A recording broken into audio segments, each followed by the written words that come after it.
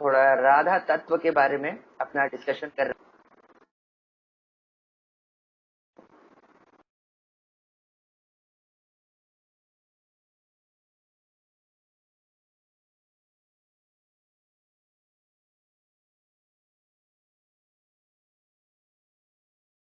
कि राधा तत्व पहला प्रश्न ये आता है कि जानना क्यों जरूरी है। क्योंकि हमने जैसे कल डिस्कस किया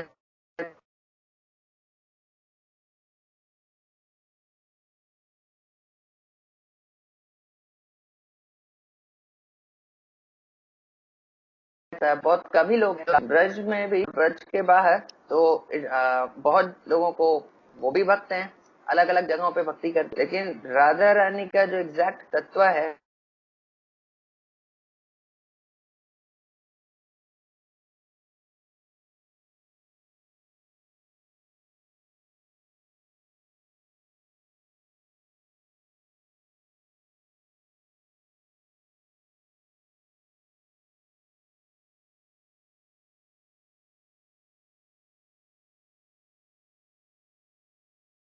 वो बहुत ही कम है। इस तत्व बहुत में अलग अलग तरीके के ज्ञान दिए हैं जो कि हमारे लिए जानने से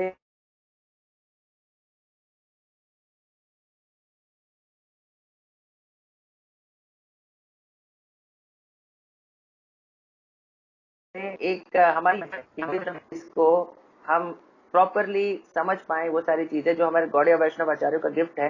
तो ये हमारे एक तरह से समझ लीजिए स्पेशलिटी है हमारे संप्रदाय।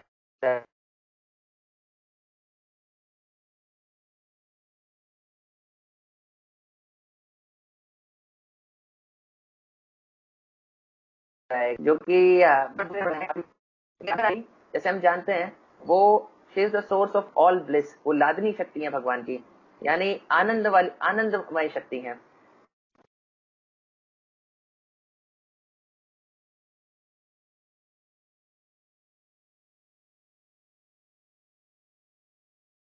यानी भगवान को आनंद वो प्रदान, तो हम सब इस दुनिया में आनंद ही ढूंढ रहे हैं, तो इसीलिए जो आनंद का मेन सोर्स है श्रीमती राधा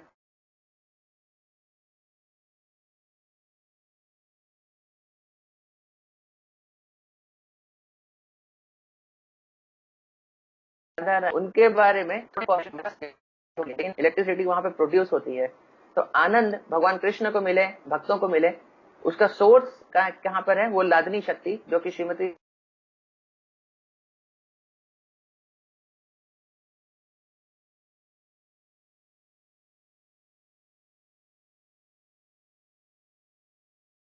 राधा।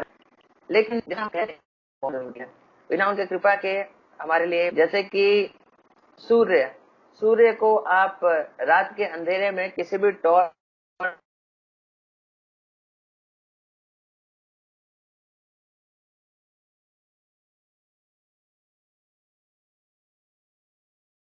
से सूर्य को देखने के, वो राधा तत्व के ऊपर कोई भी डिस्कशन करने से पहले हमें सच्चे दिल से राधा रानी की कृपा की प्रार्थना करनी चाहिए कि वो हमें आशीर्वाद दें कि उनके बारे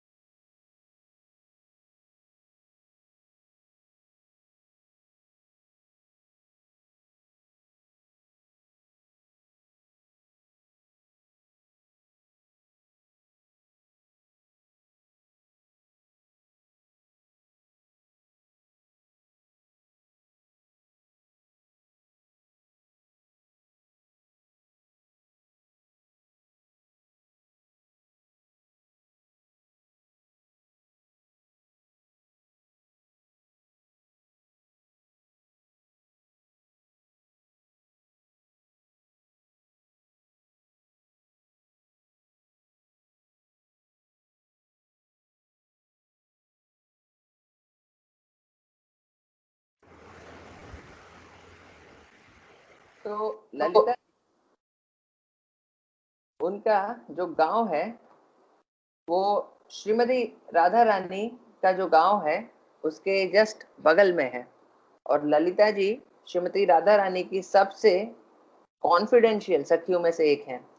जो दो प्रमुख सखियां हैं जो कि श्रीमती राधा रानी की एसोसिएट्स हैं, उनमें से दो ललिता और विशाखा जी हैं। और ललिता सखी उन सब में से बहुत एल्डरली हैं।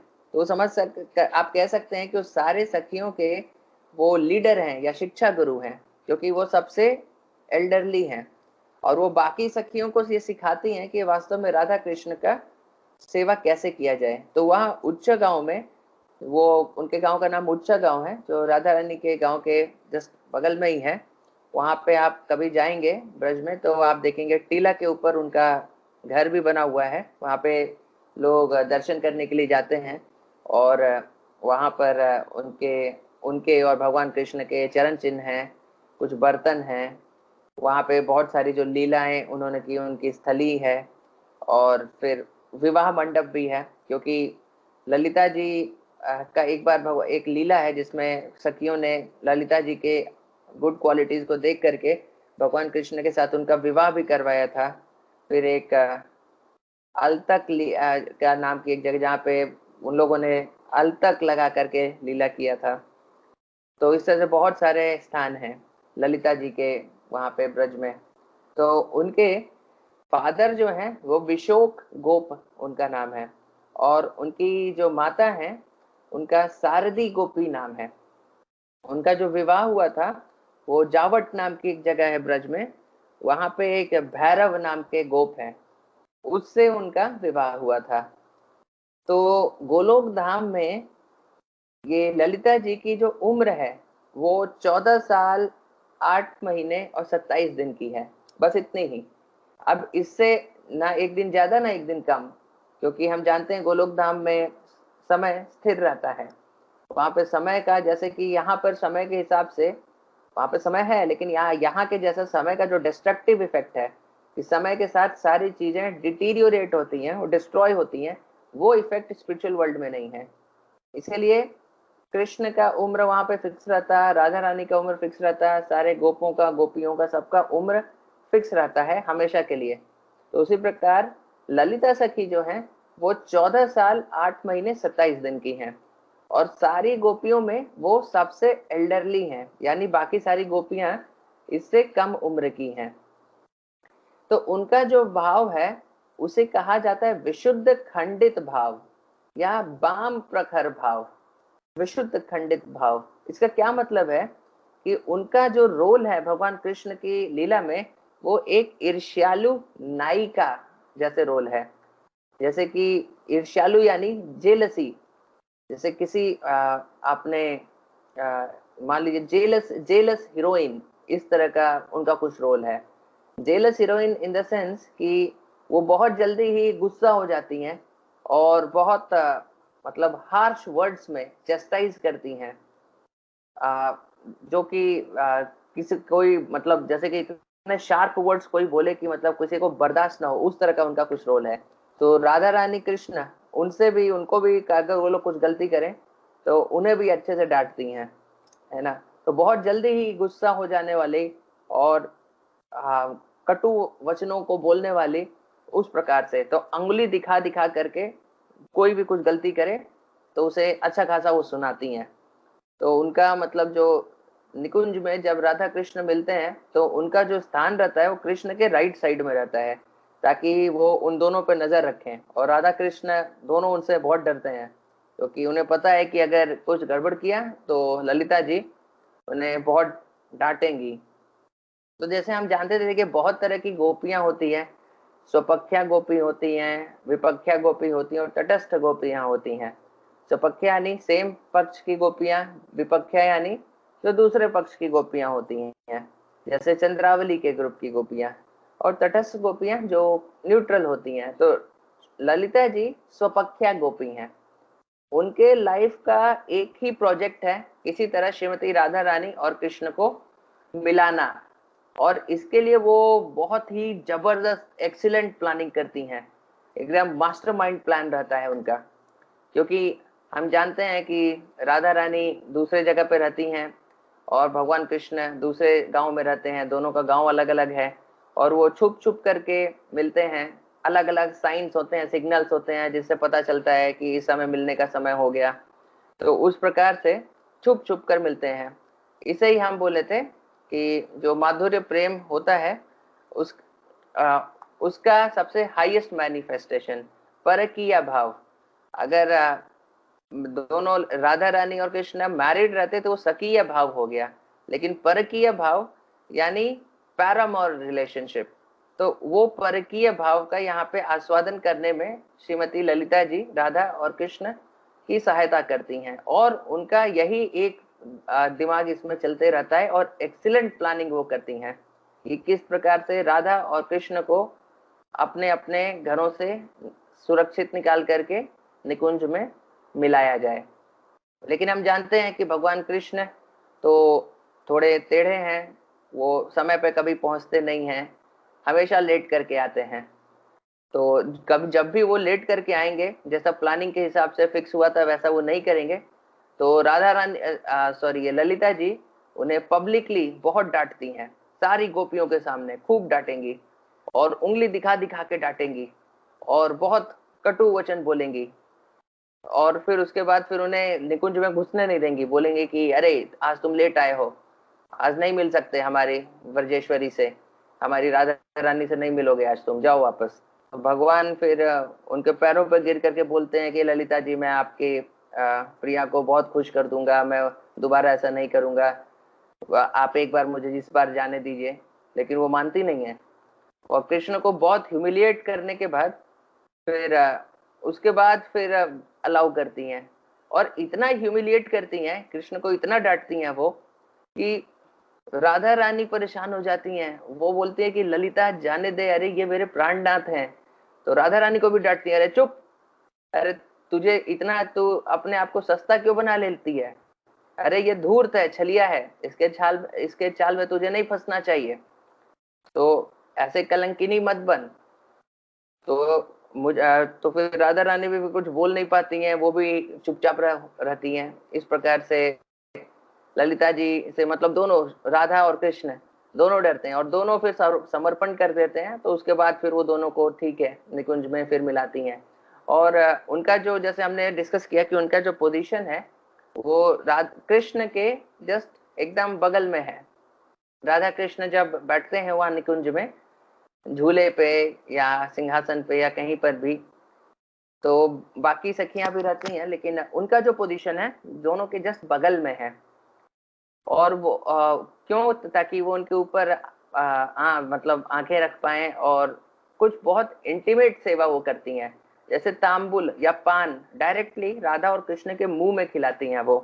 तो ये सेवा कोई नहीं कर सकता जो इतना इंटीमेट है कि डायरेक्टली राधा कृष्ण को अपने हाथों से उनके मुंह में पान खिला पाए, तो वही कर सकता है। और वो हमारी ललिता सखी जी हैं, जो कि इस प्रकार राधा कृष्ण का इतना इंटीमेटली वहां पे सेवा करती हैं।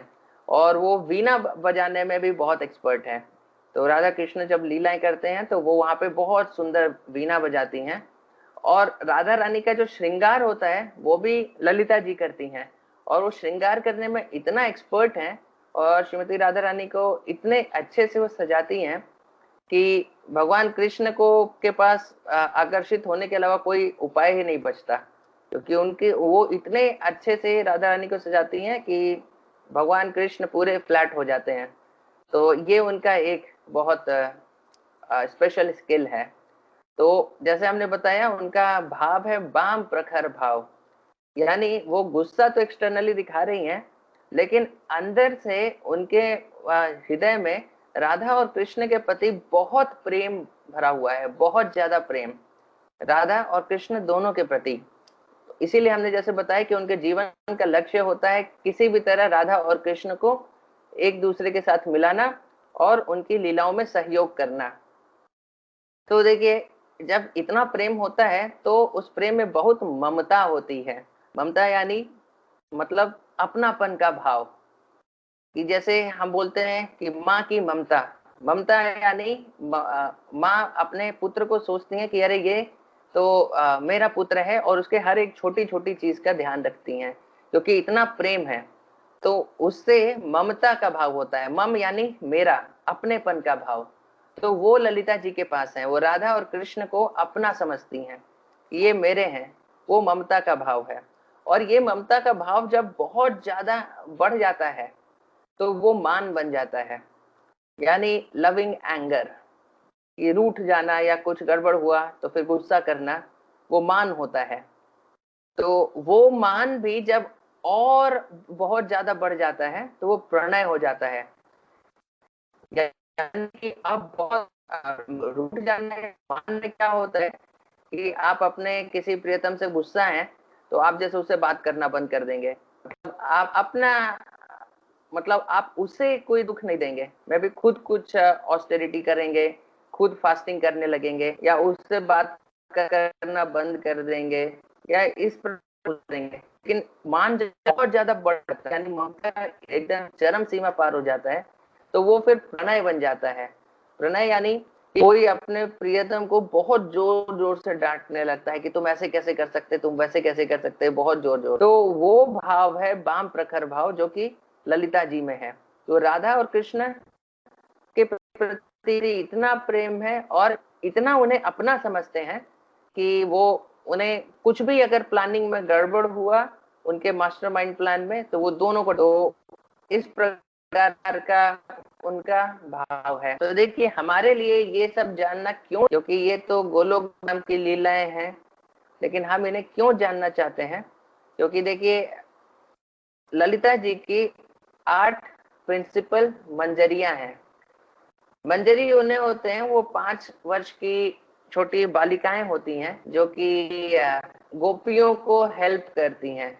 वो 5 वर्ष 6 वर्ष की ऐसी बालिकाएं होती हैं। गोपियों का उम्र जो होता है 12 13 14 वर्ष ऐसे होता है, लेकिन ये जो मंजरियां होती हैं ये 5-6 वर्ष की बालिकाएं होती हैं जो गोपियों को उनकी सेवा में हेल्प करती। तो ये हमारी ललिता जी के भी 8 मंजरियां हैं जो उन्हें असिस्ट करती हैं, और उसमें से जो सबसे प्रमुख मंजरी है वो है श्री रूप मंजरी।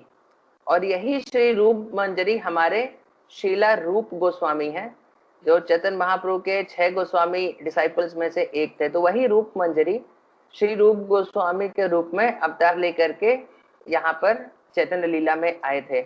तो आपको जैसे पता होगा हमारा संप्रदाय रूपानुगा है, यानी हम रूप गोस्वामी के फॉलोअर्स हैं। तो हम अपने आप को रूप गोस्वामी का फॉलोअर कहते हैं, इसका मतलब कि हम रूप गोस्वामी जो कि रूप मंजरी हैं, हम उनको उनकी सेवा में असिस्ट करते हैं।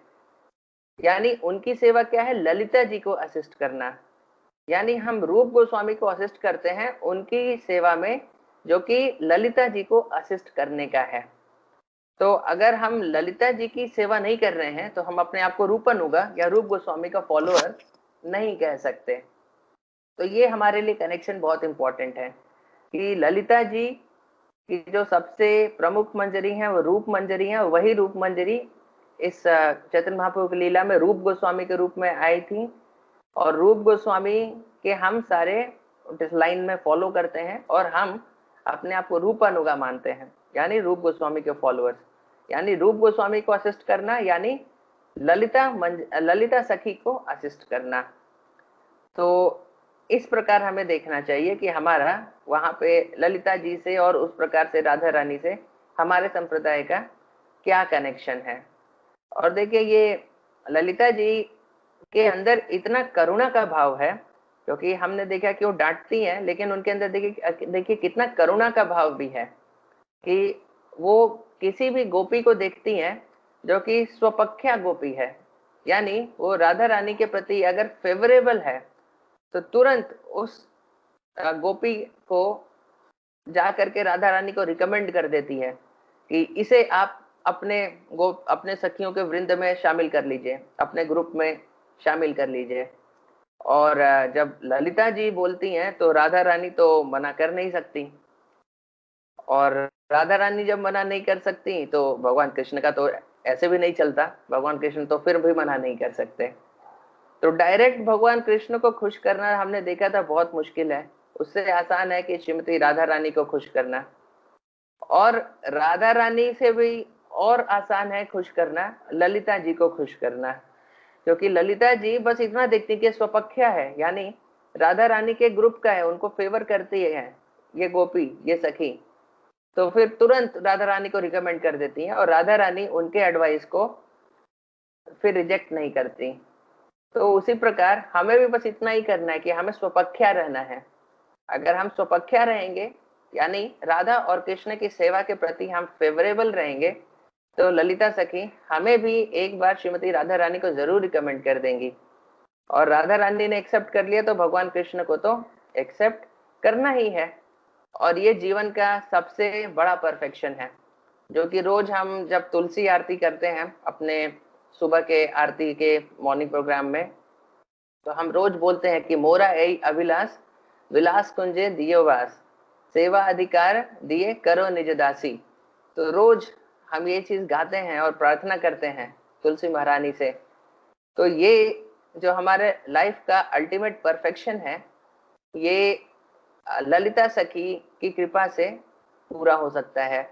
लेकिन ललिता सखी को असिस्ट करना, उनकी कृपा पाना, तो इसका मतलब है कि हमें रूप गोस्वामी जो कि रूप मंजरी है, जो कि उनके मेन असिस्टेंट है, उनकी हमें कृपा चाहिए, उन्हें हमें असिस्ट करना पड़ेगा।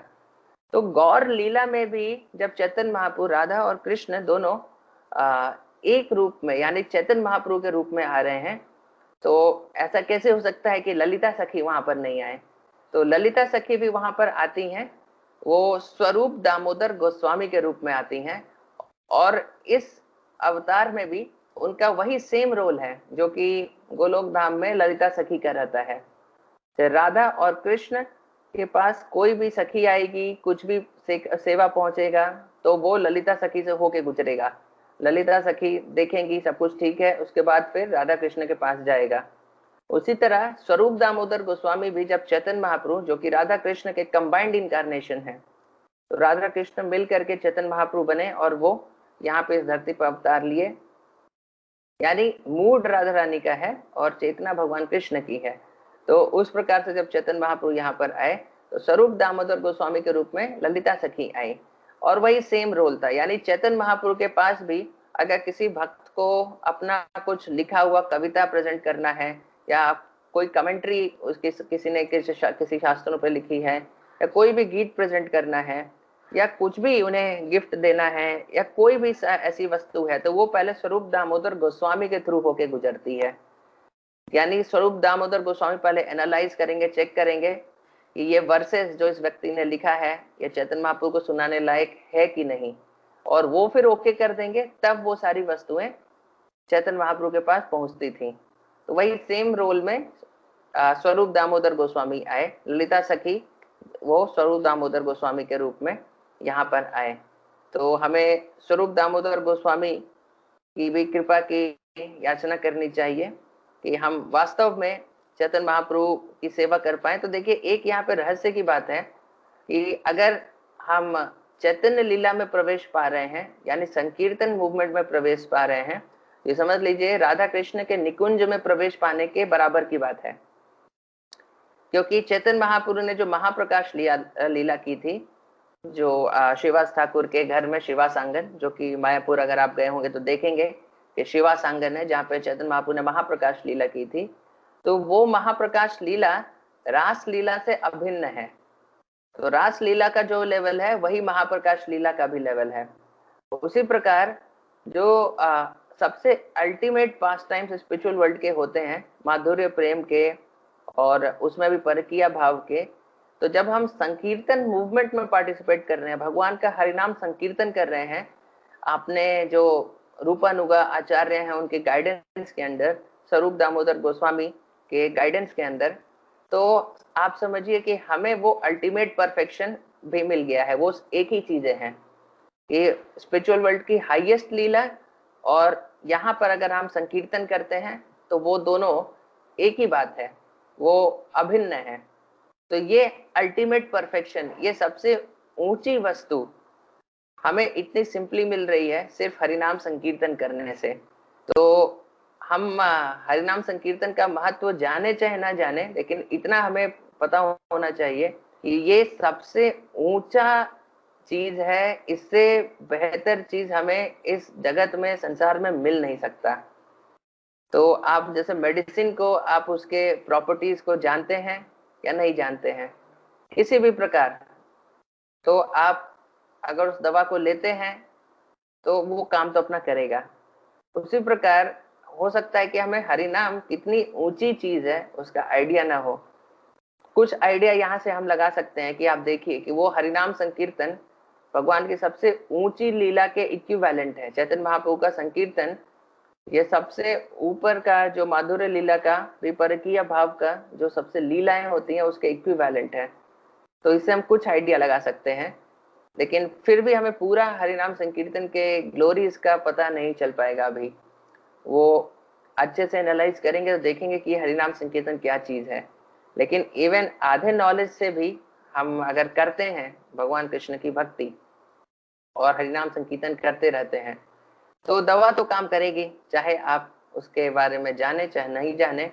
लेकिन जान करके अगर हरिनाम संकीर्तन करते हैं इन सारी बातों को और सही मूड में करते हैं तो ऑब्वियसली वो दवा थोड़ी और इफेक्टिव हो जाती है।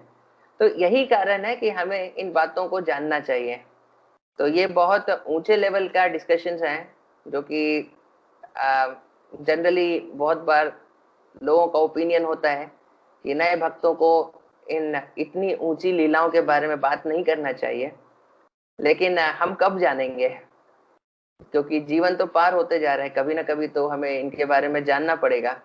और नहीं जानेंगे तो हो सकता है कि हम हरि नाम को उतना सीरियसली कभी नहीं लें। तो इसलिए ये बातें थोड़ी इम्पोर्टेंट हैं। तो कम से कम राधा अष्टमी आ रही है तो हमें थोड़ा प्रयास करना चाहिए कि इन लीलाओं को जानना चाहिए और इन लीलाओं को बहुत ही रिस्पेक्ट के साथ हमें अप्रोच करना चाहिए। क्योंकि जान लीजिए ये जड़ जगत की लीलाएं नहीं है। जड़ जगत का जो प्रेम होता हम देखते हैं कि किसी एक स्त्री और पुरुष के बीच में होता है, वैसा ये प्रेम नहीं है। ये बहुत ही शुद्ध है और ऐसी ऐसी स्थिति है ये शुद्ध प्रेम की कि जिसे हम इमेजिन भी नहीं कर सकते ये क्या स्थिति होती है। इसीलिए हमें बहुत रिस्पेक्ट के साथ इन लीलाओं को अप्रोच करना चाहिए और अपनी खुशकिस्मती को हमें देखना चाहिए कि इन लीलाओं में हमें प्रवेश मिल रहा है सिर्फ हरिनाम संकीर्तन करने से ही। तो ठीक है, आज के लिए हम यहीं पर रोकते हैं। कोई कुछ बोलना चाहते हैं तो बताइए, या किसी का कोई प्रश्न है तो बताइए, नहीं तो फिर हम एंड करते हैं।